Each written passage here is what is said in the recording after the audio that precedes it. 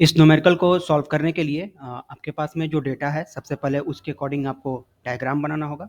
जैसे कहता है कि two states A B and B C meet in an inaccessible point B. Suppose ये कोई दो स्टेट्स हैं ए बी और बी सी किसी पॉइंट बी पर आकर के मिल रहे हैं। इसको सी कहेंगे, इसको सी लिखेंगे। A B and B C connected by a simple circular curve of 600 meter radius. एक कर्व से ये कनेक्टेड है जिसका रेडियस है आपका 600 मीटर का। दो पॉइंट यहाँ पी और क्यू सिलेक्ट किया गया है ए बी और बी सी पर, तो दो पॉइंट जो है पी और क्यू आपको सिलेक्ट किया गया है। और फॉलोइंग डेटा यहाँ से ऑब्टेन है जिसके लिए एंगल कहता है ए पी क्यू 150 डिग्री, यानी ए पी क्यू ये एंगल होगा 150 डिग्री। और चूंकि एक स्ट्रेट लाइन जो है B P a straight line है, और स्ट्रेट लाइन पर जानते हैं कि एंगल जो होता है कितना होता है 180, तो ये एंगल आपका 150 है। तो ये इंटरनल एंगल, ये एंगल कितना होगा, ये आपका हो जाएगा 30 डिग्री का। तभी मिलके क्या हो जाएगा 180 हो जाएगा। सिमिलरली यहाँ कहता है कि सी क्यू पी, यानी सी क्यू पी ये एंगल कहता है, ये एंगल आपको दे रखा है, ये एंगल आपको है 160 डिग्री का, 160 डिग्री। तो सिमिलरली ये एंगल कितना होगा, क्योंकि ये भी एक स्ट्रेट लाइन है तो यहाँ पर हो जाएगा 20 डिग्री, जहाँ से ये वैल्यू मिल जाता है। तो हम जानते हैं कि आपका ये डिफ्लेक्शन एंगल कितना होगा, तो ये जो होता है इन दोनों का समेशन होता है, यानी कि फाई बराबर हो जाएगा कितना 30 + 20, 30 + 20 इज इक्वल टू 50 डिग्री का। तो यहाँ से आप ये एंगल निकाल सकते हैं। उसके बाद कहता है कि make the necessary calculation for setting out a curve. इस कर्व को बनाने के लिए आपको सेटिंग आउट करना है।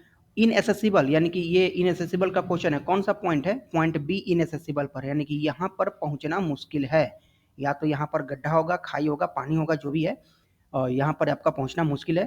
तो आपको कर्व को बनाना है, ठीक है, कर्व यहाँ पर बनाना है। तो इसके लिए क्या करेंगे हम लोग, चेनेज ऑफ पी दिया हुआ है 1600 मीटर का, यानी कि पी का चेनेज, यानी कि जहाँ से कर्व यहाँ पर कोई स्टार्टिंग पॉइंट होगा रोड का, और ये इस पॉइंट का आपको डिस्टेंस दिया हुआ है 1600 मीटर। यूनिट कोड कहता है 30 मीटर लेंथ का लेने के लिए, यानी कि जो आप कोड डिस्टेंस यहाँ पर सिलेक्ट करेंगे पेग इंटरवल, वो 30 मीटर, यानी 30 मीटर चेन का आपको यूज यहाँ पर करना है।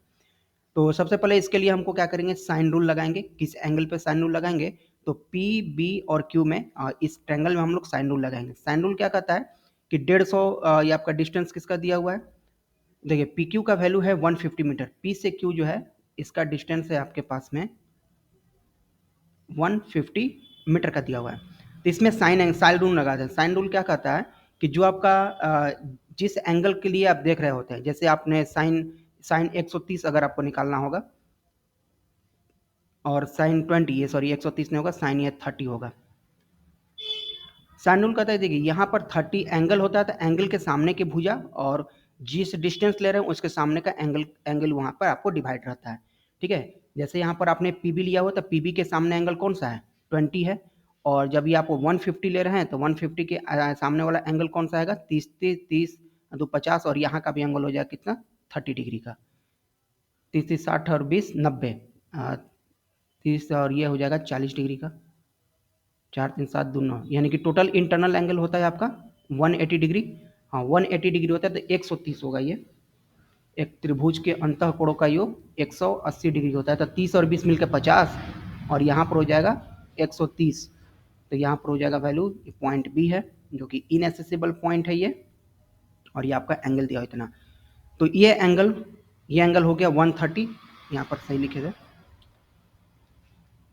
यानी कि इस ट्रायंगल को अगर हम यहाँ पर बनाते हैं तो देखिए कुछ ऐसा आएगा, ये वैल्यू आ गया 130, इसका वैल्यू दे दिया 150, ये वैल्यू आ गया 30 डिग्री का, ये आ गया 20 डिग्री, इन तीनों को मिला के 180 होता है। और इसका नाम लिखा हुआ है बी, ये हो गया आपका पी, और ये हो गया आपका क्यू। साइन रूल अप्लाई करेंगे। साइन रूल कहता है कि जहाँ का आप एंगल, जैसे 130 लेना है, तो जिसका आपको कौन सा डिस्टेंस निकालना है, पी बी निकालना है।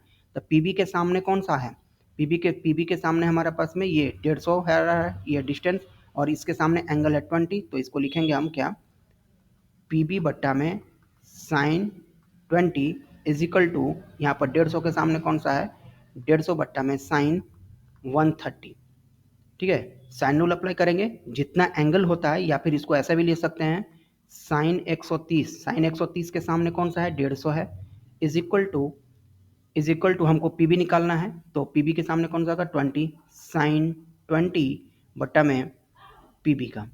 तो यही हमने काम यहाँ पर किया हुआ है। यहाँ से डिस्टेंस हमने क्या निकल जाएगा, पीवी की वैल्यू यहाँ से मिल जाएगी। तो पीवी यहाँ से डिस्टेंस आपको पता चल जाएगा। पीवी कितना आ गया, 66.79 का वैल्यू आपको यहाँ से पता चल गया। इसके बाद जब पीवी आपको मिल गया तब आगे हम लोग काम शुरू करेंगे।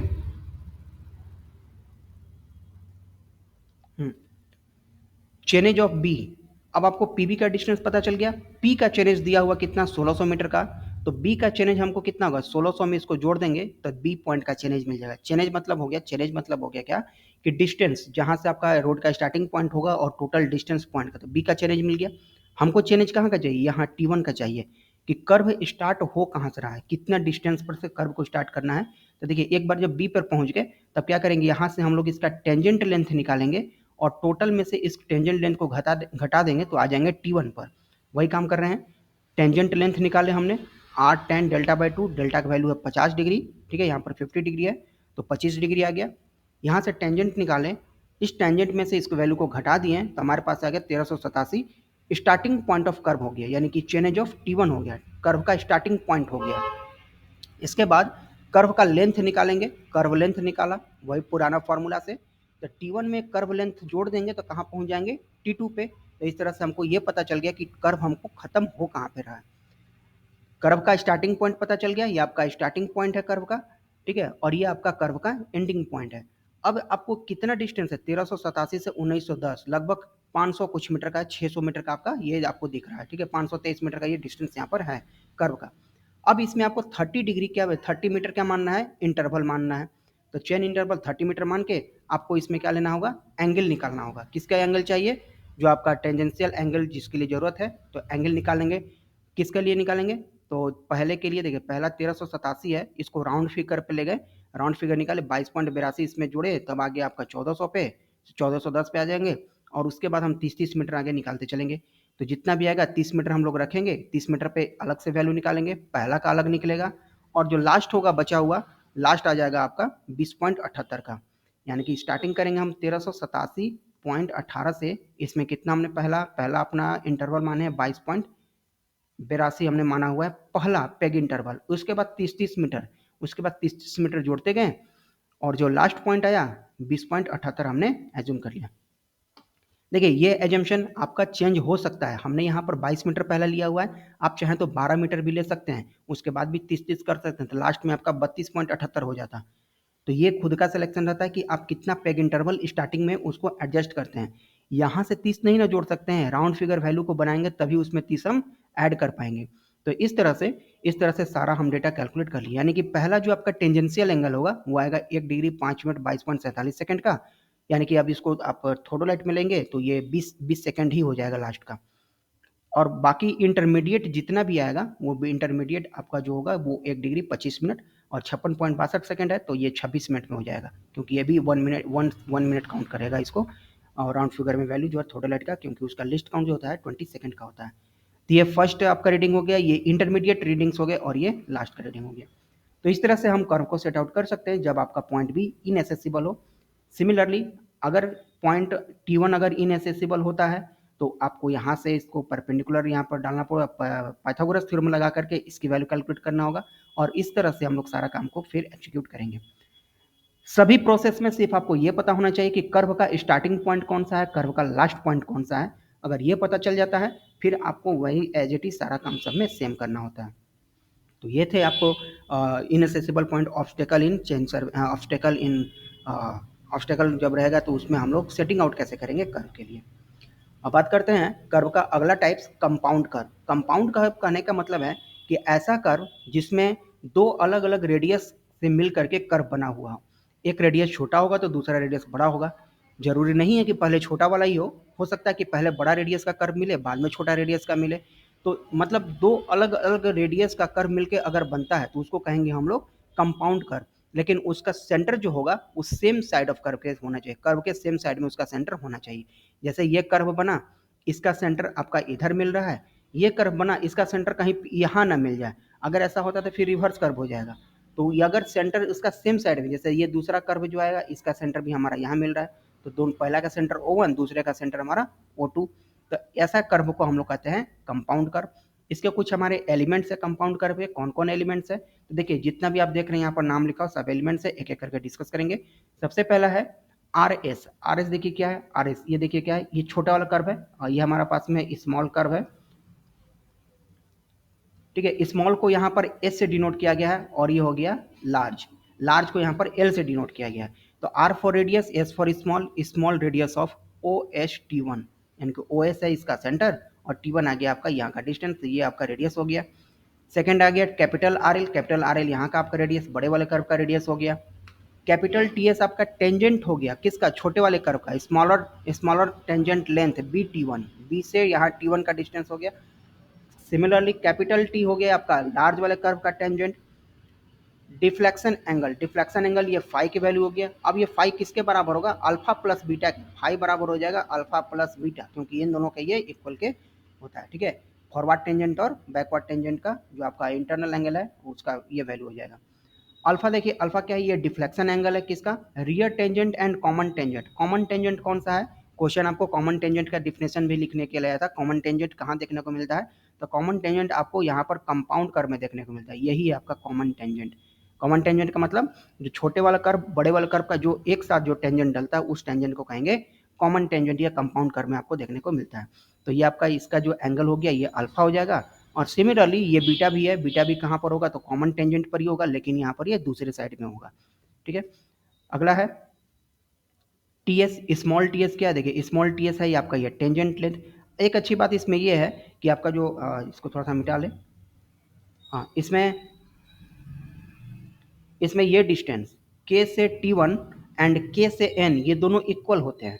सिमिलरली एन से एम का डिस्टेंस एंड एम से टी टू का डिस्टेंस ये भी आपका बराबर होगा, यानी कि यह डिस्टेंस आपस में बराबर होते हैं और ये डिस्टेंस आपस में बराबर होगा। तो इसी को लिखा गया ये टी एस, ये टी एस है तो यहाँ से भी ये डिस्टेंस भी आपका टी एस ही होगा, और ये डिस्टेंस यहाँ पर आपका टी एल है तो ये डिस्टेंस भी आपका टी एल ही होगा। लास्ट है हमारा टी एल का, N T one N two से जिसका लार्जर रेडियस है। ये कुछ इसके एलिमेंट्स थे। अब इसमें डिस्कस करते हैं कि हमको इसके बीच का कुछ रिलेशन देखने को मिलता है कि इन सबको हम लोग कैलकुलेट करेंगे कैसे। तो रिलेशन में सबसे पहले ये अल्फा की वैल्यू आती है, sorry phi is equal to alpha plus beta, कि इस एंगल को यहाँ डायरेक्टली एंगल नहीं दिया रहेगा, ये एंगल रहेगा तो यहाँ से आपको जोड़ करके लिखना होगा। उसके बाद के एन, के से एन यहाँ का ये जो डिस्टेंस है ये इक्वल होगा इस डिस्टेंस का, तो इसको हम लोग कैलकुलेट करेंगे के T one R S tan alpha by to. क्यों, क्योंकि ये इस पर क्या होता है, टेंजेंट होता है इस पर, क्या ये टेंजेंट है तो R tan delta by two यही है, ये इसका अल्फा एंगल और यहाँ बीटा है, तो इसके लिए हम लोग क्या निकालेंगे, beta by two, R tan beta by two. लेकिन ध्यान रहे आर इसका देख लीजिए छोटे वाला ट्रायंगल, छोटे वाला सर्कल है तो उसका हम लोग छोटा वाला रेडियस रखेंगे, बड़े वाला का हम लोग बड़ा वाला रेडियस यहाँ पर रखेंगे। ठीक है, इस यहाँ का डिस्टेंस निकालना है तो यहाँ का एंगल यूज करेंगे, इसका डिस्टेंस निकालना है तो ये एंगल यूज करेंगे।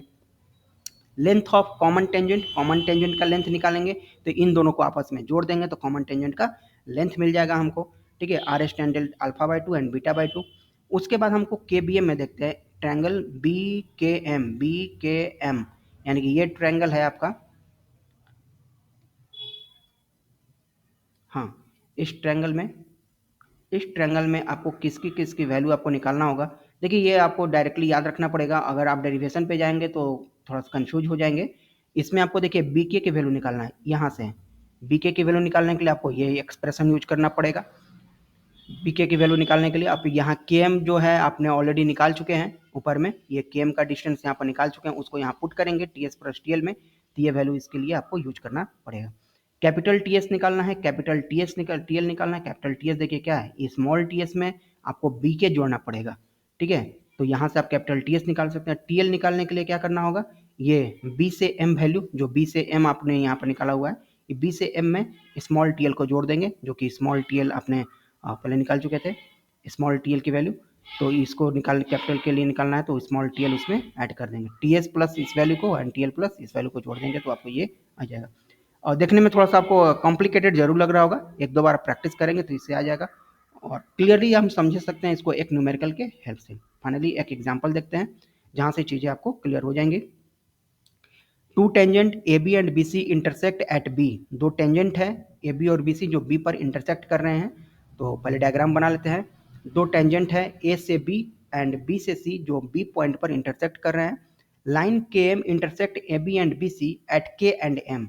एक लाइन है के एम जो ए और बी को इंटरसेक्ट कर रहा है पॉइंट के पर एंड पॉइंट एम पर, सच दैट एंगल ए के एम यानी यह एंगल आपको दिया हुआ है, ये इंटरनल एंगल आपको दे रखा है 150 डिग्री एंड के एम सी 140, ये दिया हुआ आपको 101 दिया गया 150 डिग्री, और एंगल के एम सी ये दे दिया 140 डिग्री का। The radius of first curve is 200, ये आपका दे दिया 200 डिग्री का, सॉरी 200 मीटर का दे दिया, एंड सेकंड कर्व का रेडियस दे दिया है 300 मीटर का। The chainage of B is 950 meter, यानी कि स्टार्टिंग से यहाँ से कहीं से स्टार्ट हुआ होगा कर्व, तो इसका डिस्टेंस आपको दे दिया है 950 मीटर। हमारा काम क्या है? हमारा काम है कि ये टीएस कैलकुलेट करना और यहाँ आना, कर्व का स्टार्टिंग पॉइंट पर आना। फिर हमारा काम क्या है? इस पॉइंट पर आना, यानी कि कर्व स्टार्ट तो हो रहा है, तो इसको हम लोग सॉल्व करते हुए पहुंचेंगे यहाँ पर ऑर्डिनेट निकालते हुए एन पॉइंट तक, फिर एन से स्टार्ट करेंगे और पहुंचेंगे कहाँ? T2 पॉइंट तक। हमको हमारा मकसद क्या है कि T1 का चेनेज निकालना, एन का चेनेज निकालना और T2 का चेनेज निकालना। तो हमको क्या करना होगा? टीएस कैलकुलेट करना और टीएल कैलकुलेट करना होगा। सॉल्व करने के लिए इसको जो आपको डेटा दिया हुआ है, अल्फा की वैल्यू ये निकालेंगे। देखिए अल्फा बराबर सॉरी फाइव बराबर हो जाएगा अल्फा प्लस बीटा, अल्फा और बीटा ये है। अल्फा कितना होगा बताइए? एक स्ट्रेट लाइन है, स्ट्रेट लाइन पर एंगल कितना होता है? 180 डिग्री, तो 150 यहाँ का एंगल है, तो इसको जो बचा हुआ एंगल यहाँ कितना लिखेंगे? 30 डिग्री। यहाँ 140 है, तो यहाँ पर बचा हुआ एंगल कितना होगा? 40 डिग्री, तभी ना 180 बनेगा। तो 30 और 40 मिलकर 70, तो फाई का वैल्यू हो गया अल्फा प्लस बीटा बराबर 70 डिग्री। अब यहाँ से T1 के यानी कि के एन की वैल्यू निकालेंगे। के से एन की वैल्यू, ये हमारा ये हॉरिजॉन्टल डिस्टेंस, इसको थोड़ा सा मिटा लेते हैं।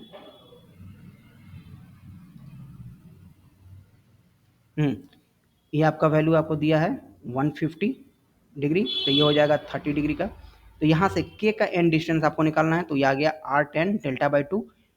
ठीक है, डेल्टा की वैल्यू देखिए कितना है? 30 डिग्री, तो वहाँ पर डेल्टा बाई 2 कर लिए।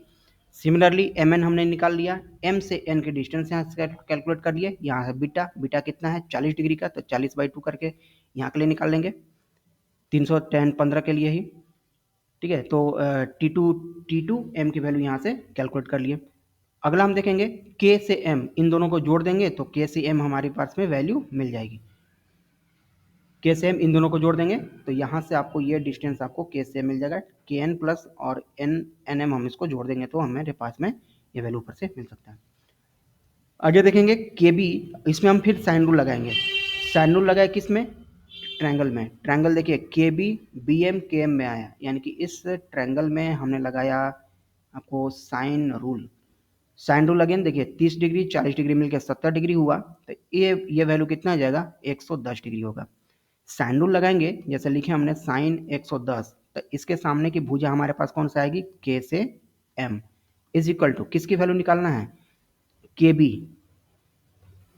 यहां से देखिए के बी बराबर, यानी कि के बी तो नीचे आ जाएगा, के बी के सामने आ जाएगा साइन 40 और ये इक्वल होगा साइन 30 के सामने की भुजा है बी एम। ये आ गया आपका साइन रूल। अब किसी दो को इक्वेट कीजिए और यहाँ से वैल्यू को कैलकुलेट कर लीजिए, जिसको भी आपको कैलकुलेट करना है। तो के बी और बी एम यहाँ से हमने कैलकुलेट किया, क्योंकि साइन 110 पता है, और यहाँ से साइन 40 और के एम का वैल्यू आपको पता है ना, यहाँ पर 162.77, तो यहाँ पर पुट कर लीजिए 162.77। यहाँ से के बी निकाल लीजिए, के बी यहाँ पर चला जाएगा, साइन 110 नीचे आएगा, साइन 40 है ये, साइन 40 इसको क्रॉस मल्टीप्लाई करके यहाँ से के बी आ जाएगा, और इसी को एक बार इससे इक्वेट करेंगे तो आ जाएगा आपका बी एम की वैल्यू। तो के बी और बी एम यहाँ से आपको मिल गया, यानी के से बी का डिस्टेंस और बी से एम का डिस्टेंस आपको मिल गया। फिर आपको चाहिए बी से टी वन निकालने के लिए देखिए यहाँ से बी से के में जोड़ देंगे हम लोग क्या? स्मॉल टी एस आपने जो ऊपर में निकाल रखे हैं, तो यहाँ से 53.58 यही ना है स्मॉल टी एस। ये आपका टेंजेंट, यानी के एन जो है ये टेंजेंट लेंथ के बराबर, एन एम जो है ये टेंजेंट लेंथ के बराबर, ये आ जाएगा टी एल हो जाएगा। ठीक है, तो ये बी टी वन आ गया, और इसी तरह से बी टी टू निकाल सकते हैं। तो अब हम ये देखते हैं कि हम यहाँ पर पहुँच गए हैं, यानी कि ये जो कैपिटल टी एस है, कैपिटल टी एस आपने यहाँ पर कैलकुलेट कर लिया है। अब टी वन का हमें चेनेज निकालना है, तो 950 में से इस वैल्यू को अगर घटा देंगे तो हम पहुँच जाएंगे कहाँ पे? टी वन पे। क्लियर है? 950 में से ये कैपिटल टी एस को घटा देंगे तो कहाँ पहुँच जाएंगे? टी वन पर पहुँच जाएंगे। फिर वही हमने काम किया हुआ है, ये सारा वैल्यू को वही चीज़ है, चेंज ऑफ T1 950 में से इसको वैल्यू घटाया, पहुंच गए यहाँ पर। तो हमको कर्व का स्टार्टिंग पॉइंट पता चल गया कि 785.08 मीटर से कर्व को शुरू करना है। इन पॉइंट पर पहुंचने के लिए क्या करना होगा, इस कर्व का लेंथ अगर हम निकाल के जोड़ देंगे तो पॉइंट एन पर पहुंच जाएंगे। वही काम करेंगे, शॉर्ट कर्व का लेंथ निकालें, जो पुराना फॉर्मूला है पाई आर बटा 180 इंटू में जो आपका टेंजेंट लेंथ है, जो इसका रेडियस है, उसको हम लोग जोड़ देंगे, मल्टीप्लाई कर देंगे वहां से, और यहाँ से वैल्यू को कैलकुलेट कर लेंगे। जो पुराना फॉर्मूला जानते हैं कर्व लेंथ निकालने का, तो इसमें हम लोग ऐड कर देंगे तो एन पर पहुंच जाएंगे। अब इसको ऐड कर लिए तो चेंज ऑफ एन मिल गया, जो कि पता चल गया 889.8 मीटर। ठीक है, तो यहाँ से हम एन पर पहुंचे। अब पूछा जाएगा कर्व का लास्ट पॉइंट बताइए, तो यहाँ से हम इस कर्व का लेंथ इसमें जोड़ देंगे बड़ा वाले कर्व का। तो बड़ा वाला कर्व का लेंथ के लिए वही फॉर्मूला कि पाई इंटू जो इसका रेडियस दिया हुआ है, पाई इंटू आर बटा 180 इंटू में 40 का जो इसका एंगल है इसका, तो वो एंगल के इस मल्टीप्लाई कर देंगे तो यहाँ से हमको मिल जाएगा आपको रेडियस कर्व ऑफ लेंथ, बड़े वाले सर्कल का कर्व लेंथ। अब इसमें हमको क्या करना होगा, 889.8 मीटर में इसको ऐड करना होगा। तो उसको ऐड कर दिए तो हमको मिल गया दूसरे कर्व का, हमारा कर्व का आखिरी पॉइंट 1099.24। यही तीन चीज हमें कैलकुलेट करना था। अब क्या करेंगे, अब यहाँ पर अपने अनुसार पेग इंटरवल हम यहाँ पर यूज करेंगे और यहाँ पर ऑर्डिनेट हम कैलकुलेट कर लेंगे। डिफ्लेक्शन एंगल निकालेंगे सबका, जो भी डिफ्लेक्शन एंगल आपको चाहिए। डिफ्लेक्शन एंगल किसके लिए, शॉर्ट कर्व के लिए हम माने कि 20 मीटर का रेडियस होगा। कर्व का लेंथ कितना है 104.72, तब 20 मीटर हमने खुद से माना हुआ है। ठीक है, हम खुद से माने हुए, तब 20 मीटर से स्टार्ट करेंगे। देखिए कर्व आपका यहाँ पर है 785 से शुरू है, इसमें 20 मीटर से स्टार्ट करने को कितना होगा, पहला यानी कि 5, 20 का हमको कितना लेना पड़ेगा, 20 का हमको 5 लेना पड़ेगा, 20 5 100, और लास्ट में कितना होगा 4.72। एक एक कर्व का कितना कितना पड़ गए हम 20 मीटर पे पेग इंटरवल, और लास्ट का पेग इंटरवल कितना होगा, फाइनल हमारा 4.72 का होगा। तो नंबर ऑफ फुल कोड कितना होगा, 1 2 3 4 5, 5 को फुल कोड होगा, यानी कि 5 इंटू 20 मिलकर 100 मीटर का हो गया। हमारे पास बचा क्या है 104.72, तो फाइनल कोड का लेंथ कितना होगा, लेंथ ऑफ फाइनल सब कोड वो होगा 4.72 का। सिमिलरली दूसरे वाले कर्व के लिए वही काम करेंगे, तो दूसरा वाला कर्व बाद में देख लेते हैं। इसके लिए हमको डेल्टा निकालना पड़ेगा। डेल्टा यानी कि आपको जो वैल्यू है इसके लिए डिफ्लेक्शन एंगल का, तो वो होता है आपका 1718.9, यानी 1720 भी लिखते हैं, डिवाइड बाई जो आपका रेडियस है, रेडियस यहाँ पर 200 है, और इंटू में जो आपने पेग इंटरवल माना हुआ है वो पेग इंटरवल यहाँ पर रहता है। तो यहाँ से हम इसका क्या निकलेंगे, डिफ्लेक्शन एंगल, इस फॉर्मूला से हमको यूज कर सकते हैं। तो देखिए जो 5 फुल कोड है, ये 5 फुल कोड के लिए तो वैल्यू सेम ना होने वाला है, क्योंकि 20 ही होगा, तो पांचों के लिए तो सेम होगा, लेकिन लास्ट वाला के लिए सिर्फ चेंज होगा। लास्ट वाले में चेंज होगा, क्यों होगा, क्योंकि लास्ट का जो कर्व लेंथ है, कोड लेंथ है, वो 4.72 का है। तो यहाँ पर हम लोग लास्ट में 4.72 रखें, ये आ गया फर्स्ट के लिए, ये हो गया 5 को के लिए, और ये हो गया आपका लास्ट के लिए। सिमिलरली यही काम करेंगे हम, दूसरे वाले कर्व के लिए, यानी कि जो आपका लार्जर कर्व है, लार्जर कर्व की हमने 30 मीटर माना, उस कर्व का लेंथ कितना है 209.44 मीटर। 30 का कितना मानेंगे, 30 30 30 30 30 और 30 कितना आ गया, 3 3 6 6 18 180, 30 और मानेंगे तो क्या कहाँ चल जाएंगे, 210 हो जाएगा। ठीक है, 7 अगर हो जाएगा तो 210, लेकिन हमको चाहिए कितना 209, तो लास्ट का हमारा कितना बच गया 180, 29.44, लास्ट वाला बच गया हमारे पास 29.44 का। तो इस तरह से हमारे पास नंबर ऑफ फुल कोड कितना मिलेगा, 6 मिलेगा। देखिए 3 और 3 6 मिले, और हमारे पास में फाइनल सपोर्ट का डिस्टेंस कितना मिला, तो इसमें से इसको माइनस कर दिया तो 29.44, जो कि हमारा फाइनल सपोर्ट का लेंथ है। इसके लिए भी हम लोग क्या निकालेंगे, डिफ्लेक्शन एंगल, फॉर्मूला सेम है, 1718.9 डिवाइड बाई रेडियस, तो रेडियस इस बार यहाँ पर 300 है, 300 इंटू में जो आपका आपने माना हुआ है 30 मीटर माना है, तो 30 मीटर के लिए सबके लिए 6 एंगल ये होगा, और लास्ट वाला एंगल जो है आपका ये बनेगा।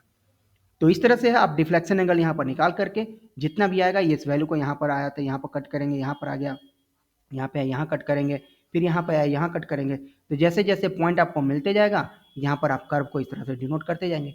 फिर अगेन इस पॉइंट पर पहुंचे, इस पॉइंट से आपको जहाँ भी आपको मिलेगा पॉइंट को कट करते जाएंगे, यहाँ पे पॉइंट कट करेंगे, जहाँ भी आपका एंगल आएगा उसको वैल्यू को मिलाते चलेंगे, जो जो पॉइंट आएगा इसको मिलाते चलेंगे, आपका कर्व यहाँ से बन सकता है। तो कहने का मतलब कि एग्जाम में आपको ये कर्व ड्रॉ करके दिखाना नहीं है, हाँ ये कैलकुलेशन जरूर करना है और एक रफ फिगर आपको जरूर बना देना है, ताकि जिससे एग्जामिनर को पता चले कि आपको ये चीज़ें समझ में आई हुई हैं। ठीक है, कर्व का क्वेश्चन कोई भी हो, सेटिंग आउट करने का क्वेश्चन कोई भी हो, तरीका सबका सेम है, बस फर्क सिर्फ इतना है कि आपको थोड़ा सा मैथमेटिकल कैलकुलेशन करके स्टार्टिंग पॉइंट ऑफ कर्व और लास्ट पॉइंट ऑफ कर्व आपको पता चलना चाहिए। ठीक है, तो चेनेज आपको फाइनल पॉइंट का दिया रहता है, उसमें से टेंजेंट लेंथ को घटाएंगे तो यहाँ पर स्टार्टिंग में आते हैं, कर्व लेंथ जोड़ते हैं तो यहाँ पर T2 पे पहुंच जाते हैं। तो जब ये दोनों पॉइंट पता चलेगा तभी आप यहाँ पर डिफ्लेक्शन एंगल निकाल सकते हैं, या फिर टेंजेंट लेंथ के हेल्प से या लेंथ ऑफ ऑर्डिनेट कोड के हेल्प से या आपका थोड़राइट मेथड से, जिस तरह से भी आप जानते हैं सेटिंग आउट करना, वहाँ से आप इसको इजीली कर पाएंगे। तो ये थे क्वेश्चन आपके रिवर्स कर्व से रिलेटेड। अब देखते हैं एक छोटा सा टॉपिक और है रिवर्स कर्व का, सॉरी ये कंपाउंड कर्व का था। अब आते हैं बात हम लोग रिवर्स कर्व में। रिवर्स कर्व भी दो सर्कुलर कर्व का कॉम्बिनेशन होता है। जिस तरह से compound curve combination of two circular curve होते हैं, उसी तरह से रिवर्स कर्व भी दो सर्कुलर कर्व का ही कॉम्बिनेशन होता है। लेकिन इसमें रेडियस जो होते हैं ये डिफरेंट भी हो सकते हैं, सेम भी हो सकते हैं, लेकिन दोनों रेडियस का जो ओरिजिन है वो ऑपोजिट होता है। ठीक है, वहाँ पर सेम नहीं रहता है। जैसे यहाँ पर आप देख लीजिए, ये एक कर्व है, ये भी क्या है, सर्कुलर कर्व ही है, लेकिन इसका रेडियस कहाँ पर है, यहाँ पर, इसका सेंटर यहाँ पर है इस साइड में। दूसरे वाला का रेडियस, दूसरे वाला का भी सिंपल सर्कुलर कर्व भी है, लेकिन इसका रेडियस सॉरी इसका सेंटर इसमें दूसरे साइड में। तो ये जो हमारा कर्व बना, ये जो मैंने ड्रा कर रहा हूँ, ये कर्व कहा जाता है रिवर्स कर्व। ठीक है, रिवर्स कर्व का एग्जांपल जैसे ये रेलवे में देख लीजिए, ये रिवर्स कर्व है, यहाँ से आप रेडियस यहाँ पर सर्कल होते हुए आया, फिर यहाँ पर सर्कुलर होते हुए चला गया, ऐसे में। इस तरह का आप जरूर देखे होंगे, अगर आप कहीं हिल स्टेशन में घूमने जाए तो इस तरह का आपको जरूर देखने को मिलेगा, अलग अलग रेडियस का कर्व मिलेगा। ये आपका क्या है, रिवर्स कर्व का है, और कुछ नहीं है, रिवर्स कर्व है ये। तो ये ही आपका टाइप्स होते हैं रिवर्स कर्व में। रिवर्स कर्व जो है दो तरह के होते हैं, कन्वर्जिंग टेंजेंट्स और पैरेलल टेंजेंट्स। ऐसा रिवर्स कर्व जिसमें टेंजेंट जो है कन्वर्जिंग होंगे और जिसमें टेंजेंट पैरेलल्स होंगे। तो और दोनों में दो टाइप के होते हैं, इक्वल रेडियस का और डिफरेंट रेडियस का। रिवर्स कर्व तो दोनों दो हो सकते हैं ना, जिसका रेडियस आपका सेम रहे और हो सकता है कि दोनों का डिफरेंट भी रहे। तो सबसे पहले converging tangent, when the states are non parallel, जब यहाँ पर स्टेट जो है नॉन पैरेलल रहे तब। सपोज ये एक आपका रिवर्स कर्व है जिसमें R1 R2 दो अलग अलग रेडियस है। Tangent of first arc, first arc यानी कि जो पहला है इसका टेंजेंट, जैसे M से P इसका टेंजेंट है, M से ये डिस्टेंस ए डैश मान लेते हैं, ये भी टेंजेंट है। तो टेंजेंट लेंथ जो पहले आप जानते थे R10 डेल्टा बाई 2, तो फाई यहाँ पर एंगल होगा, जो भी यहाँ से भी रहेगा तो ये यहाँ का आपको एंगल दिया रहेगा, तो R10 फाई बाई 2 यहाँ पर आपका क्या मिलेगा, टेंजेंट लेंथ मिलेगा। दूसरे का निकालना है तो उसी तरह से फाई बाई 2 कर लेंगे, जो रेडियस रहेगा उसका रेडियस यूज करेंगे हम लोग यहाँ पर। कॉमन टेंजेंट, यहाँ भी कॉमन टेंजेंट, M से N जो है कॉमन टेंजेंट, M से N क्या है, कॉमन टेंजेंट। मैं बार बार रिपीट कर रहा हूँ, कॉमन टेंजेंट का डिफिनेशन आपसे पूछा जा चुका है फाइनल एग्जाम में, तो इसको याद रख लेंगे। कॉमन टेंजेंट क्या है, कॉमन टेंजेंट वो जो दो कर्व का कॉमन टेंजेंट मिलता है, और ये कंपाउंड कर्व रिवर्स कर्व में देखने को मिलता है। ठीक है, तो डिफिनेशन लिखने के बाद आप इसका डायग्राम भी बना दीजिएगा ताकि क्लियर हो जाए एग्जामिनर को कि आपको इसके बारे में पता है। इन दोनों को जोड़ देंगे, यानी कि M से P और P से N को जोड़ देंगे। ये तो यही ना वैल्यू आया, M से P और ये हो गया P से N, P से N, इन दोनों को जोड़ देंगे तो हमारे पास कॉमन टेंजेंट का लेंथ मिल जाएगा। फर्स्ट कर्व का लेंथ वही है पाई आर फाई 1 डिवाइड बाई 180, यानी कि पाई आर बट्टा में 180 इंटू में जो आपका एंगल है ये आपका लेंथ ऑफ कर्व हो जाता है। दूसरे कर्व के लिए भी आपका सेम फॉर्मूला यूज होने वाला है। चेनेज ऑफ T1, T1 का देखिए यहाँ से, जैसे इसको हमने ए डैश माना हुआ है, T1 इसको कर लीजिए। इसका चेनेज निकालने के लिए क्या करना होगा, चेनेज ऑफ M, M का चेनेज पता कीजिए, और ये M से T1 वैल्यू जो आपने निकाला हुआ है MP, यानी कि ये M से T1 भी सेम होगा, इसको घटा देंगे, T1 M को घटा देंगे तो क्या मिल जाएगा, हमको चेनेज मिल जाएगा। चेनेज को लेकर के बार बार बहुत कन्फ्यूजन होता है कि जाके चेनेज कहते किसको है। मैं बार बार रिपीट करता हूँ, चेनेज मतलब डिस्टेंस होता है और कुछ नहीं होता है। जैसे आपका M का डिस्टेंस अगर पता है, इस M T1 को अगर घटा देंगे, इस हाइट को, इस लाइन को, इस लेंथ को अगर घटा देंगे तो हम पहुंच जाएंगे T1 पे। सिमिलरली चेनेज ऑफ P आपको निकालना है तो T1 पर आगे और कर्व का लेंथ अगर जोड़ देंगे तो चेनेज ऑफ P पे पहुंच जाएंगे। सिमिलरली चेनेज ऑफ आपको T2 पे पहुंचना है, T1 है ये,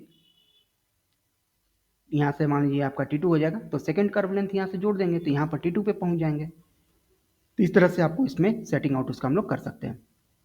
बात करते हैं पैरेलल टेंजेंट्स का। जब आपका स्ट्रेट लाइंस पैरेलल हों, स्ट्रेट लाइंस उस समय नॉन पैरेलल थे, अब स्ट्रेट लाइंस क्या हों, एक दूसरे के पैरेलल हों। ठीक है, स्ट्रेट लाइन देखिए, ये स्ट्रेट लाइंस है, ये आपका क्या है, पैरेलल में आ जाएंगे। इससे पहले वाले लाइन में क्या थे, नॉन पैरेलल थे स्ट्रेट लाइंस। ठीक है,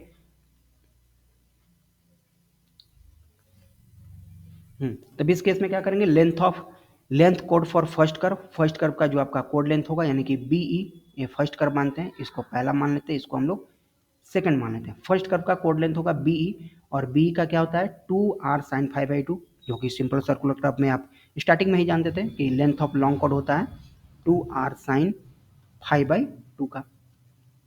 दूसरे कर्व के लिए भी आपका यही है, रेडियस अगर जो रेडियस रहा रेडियस की वैल्यू रखेंगे, और एंगल दोनों के लिए सेम रहा तो सेम रखेंगे, डिफरेंट रहा तो डिफरेंट रखेंगे। BC का लेंथ क्या होगा, B से C हम लोग लेंथ लिख सकते हैं क्या, B से C, BC बराबर क्या लिख सकते हैं, BE प्लस EC, इन दोनों को हम लोग ऐड कर देंगे तो हम कहाँ पहुँच जाएंगे, BC हमको मिल जाएगा। ट्रायंगल BCG, देखिए BCG, ये ट्रायंगल, इस ट्रायंगल की बात किया जा रहा है। इस ट्रायंगल में हम लोग को क्या देखने को मिलता है कि साइन फाइव बाई टू, इसमें साइन फाइव बाई टू क्या होगा, y divided by L, L का मतलब ये डिस्टेंस, एल का मतलब ये आ गया आपका डिस्टेंस। साइन थीटा बराबर क्या होता है, लंब बट्टा में कर्ण, तो आपका ये लंब हो गया, ये आपका कर्ण हो गया, यानी कि ये आपका आ जाएगा 5/2। ठीक है, तो यहाँ से कैलकुलेट कर सकते हैं, और इसकी वैल्यू को यहाँ से L² बराबर 4RY तक ला सकते हैं। नेक्स्ट है x is equal to, X का डिस्टेंस यहाँ से जो आपका x है, ये इसकी वैल्यू कितनी आएगी, तो हाफ हाफ जोड़ लेंगे, इसकी वैल्यू और इसकी वैल्यू दोनों को जोड़ के 2r sin phi में इसको हम लोग लिख सकते हैं, इसकी वैल्यू कैलकुलेट करने के लिए। एंड y की डिस्टेंस जो आएगी यहाँ से, y की वैल्यू कितनी आएगी, तो 2r1 माइनस कॉस फाइव से आप इसको कैलकुलेट कर सकते हैं। देखिए ये सभी आप मैथमेटिकल रिलेशन, ये ट्रिग्नोमेट्रिक इक्वेशन लगाएंगे, ये सब यहाँ से कैलकुलेट हो जाएंगे। मैं यहाँ पर इसको डिस्कस नहीं कर रहा हूँ, वीडियो थोड़ी सी और लेंथी हो जाएगा, बहुत ईजी है, इसको पहले भी मैं डिस्कस कर चुका हूँ, इसलिए यहाँ पर मैं इसको रिपीट नहीं कर रहा। देखते हैं एक छोटा सा न्यूमेरिकल जो कि डायरेक्टली रिलेट करता है आपको ये रिवर्स कर्व से, जिसमें कहता है कि reverse curve is to be set out to connect two parallel railway lines 30 meter apart. एक रिवर्स कर्व है, एक रिवर्स कर्व है जो 30 मीटर अपार्ट है, यानी कि यहाँ से y की वैल्यू आपको दे दिया कितना, 30 मीटर एक दूसरा से दूरी पर है। The distance between tangent point is 150 meter, tangent point का डिस्टेंस यहाँ से इसकी वैल्यू दिया हुआ है 150 मीटर आपको इस कर्व लेंथ में, यानी दोनों का टेंजेंट का length. Both the arc have the same radius, दोनों का रेडियस कहता है सेम है, रेडियस दिया नहीं हुआ है, यानी कि इसका आर अगर है रेडियस तो इस कर्व का भी रेडियस आपको आर ही मिलेगा, इसका भी रेडियस आर ही होगा, यानी दोनों का रेडियस आपका सेम है, लेकिन रेडियस दिया हुआ है नहीं।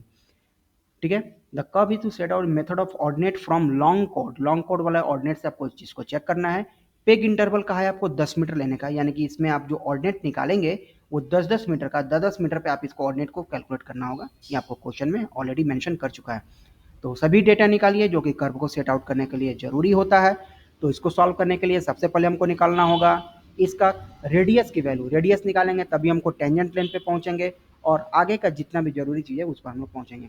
देखिए BC का मतलब क्या हुआ, BC यानी कि यहाँ से डिस्टेंस यहाँ पर, और ये BC का वैल्यू दिया है कितना 150, और 150 यानी कि होता है 2r sin phi by 2, 2r sin phi by 2, 4r sin phi by 2 किसके बराबर होगा 150 का। यहाँ से r निकालना होगा तो क्या करेंगे, r इज इक्वल टू हो जाएगा 150 बट्टा में 4 साइन 5/2, और फाइव की वैल्यू दे दिया होगा आपको, फाइव की वैल्यू यहाँ पर दिया होगा। Curve is said to be connect parallel line 30 meter apart tangent, हाँ यहाँ पर फाइव की वैल्यू आपको कैलकुलेट करना हो सकता है, फाइव की वैल्यू यहाँ पर दिया हुआ है,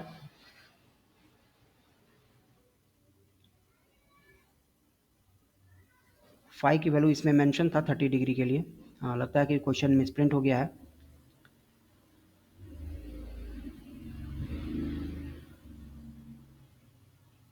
ठीक है, तो 150 डिवाइडेड बाई, इसको हम लोग आर की वैल्यू यहाँ से निकालेंगे।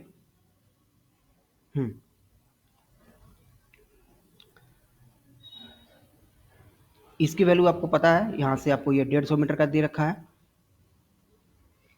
BC हमारे पास में 150 है, BE और EC की यानी कि जो 4R साइन 5/2 के बराबर है, तो 4R और साइन 5/2 जो है आपका ये 30 डिग्री का यहाँ पर मेंशन लगता है कि नहीं हुआ है, मिसप्रिंट है, तो इसकी वैल्यू यहाँ से, तो R की वैल्यू 187.5 मीटर यहाँ से कैलकुलेट करने को मिलता है। यानी देखिए इसको आप इक्वेट कर दीजिए यहाँ से 150 से, और यहाँ से जो इक्वेशन बनाएंगे तो R इज इक्वल टू निकल के आएगा 150 डिवाइड बाई 4 साइन 5/2, ठीक है। तो साइन 5/2 यहाँ पर आपको रखना होगा वैल्यू, और यहाँ से आपको मिल जाएगा R is equal to 187.5 meter का, ठीक है।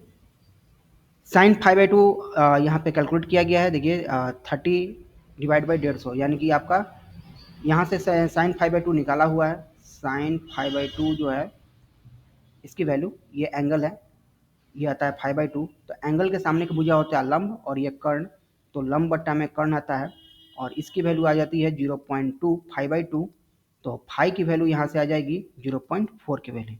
तो साइन 5/2 जो है आपको ये इसलिए यहाँ पर 30 लिखा हुआ है, ठीक है। साइन 5/2 का मतलब हो गया 30 बट्टा में 150, तो इस तरह से आप चीज़ों को यहाँ से कैलकुलेट कर सकते हैं। तो 5/2 इज इक्वल टू आ गया 23 डिग्री, और फाई की वैल्यू आ जाएगा यहाँ से 5/2 11.30 डिग्री का, और फाई की 5/2 हो जाएगा फाई की वैल्यू 23 डिग्री का। तो यहाँ से आप कैलकुलेट कर लेंगे, चेक कर लेंगे जरा ये इतना पे आता है कि नहीं आता है, उम्मीद करते हैं ये चीज़ें आएंगे ही, इसमें ऊपर में लिखना थोड़ा सा रह गया था इसका। तो हॉरिजॉन्टल डिस्टेंस बी से सी का हमारा हॉरिजॉन्टल डिस्टेंस हमको पता है कि 150 मीटर है, तो इसके बीच में अलग अलग डिस्टेंस अब निकालेंगे।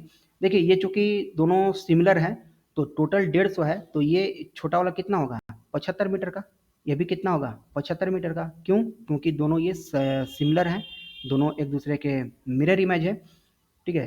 तो इन दोनों के लिए हमारे पास में वैल्यू भी दोनों का सेम ही होगा, तभी मिलके ये 150 आया है।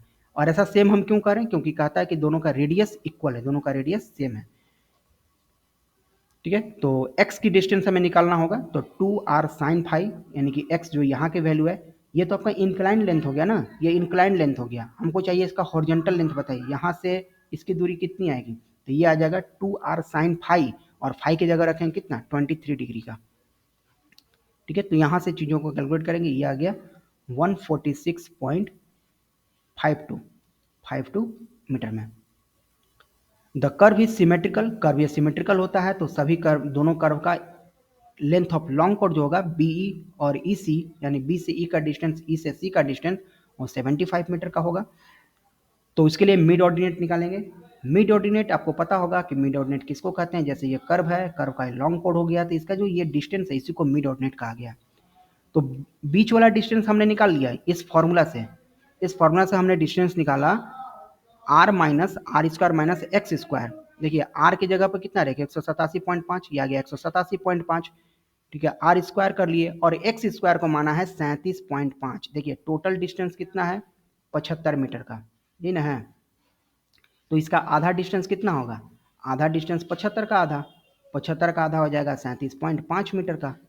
तो ये हमने लिख दिया 37.5, यानी कि ये डिस्टेंस हमको निकल गया कितना 3.78 का। अब कहता है कि 10-10 मीटर का आप इंटरवल लीजिए, तो 10 मीटर यहाँ का इंटरवल, 10 मीटर यहाँ इंटरवल, 10 मीटर यहाँ इंटरवल, तो टोटल हमारे पास कितना है 37.5, तो 3 इंटरवल लेंगे, तो 10 यहाँ पे 10 20 यहाँ गए 30, और दूसरा हो जाएगा 7.5 का।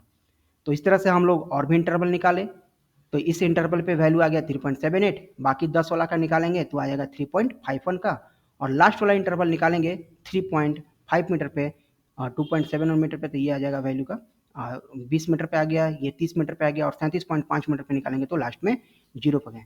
तो इस तरह से हम इस कर्व को सेट आउट करने के लिए क्या किए, ऑफसेट फ्रॉम कोड वाला मेथड से हम लोग पहुंचे, जो आपका पहला मेथड था, और वहां से चीज़ों को कैलकुलेट किए। तो इसकी वैल्यू हमारे पास में देखने को मिलती है कि जब आपको 0 पे थे, 0 यानी कि जब स्टार्टिंग पॉइंट पर थे, तो आपका इंटरवल कुछ अलग था, और इस तरह से आगे कैलकुलेट करते चले गए, ठीक है। और जो चीज़ हमने इसके लिए कैलकुलेट किया वही इसका दूसरे पॉइंट के लिए भी कैलकुलेट करेंगे। क्यों? क्योंकि ये दोनों सिमेट्रिकल कर्व है, दोनों कर्व क्या है सिमेट्रिकल है।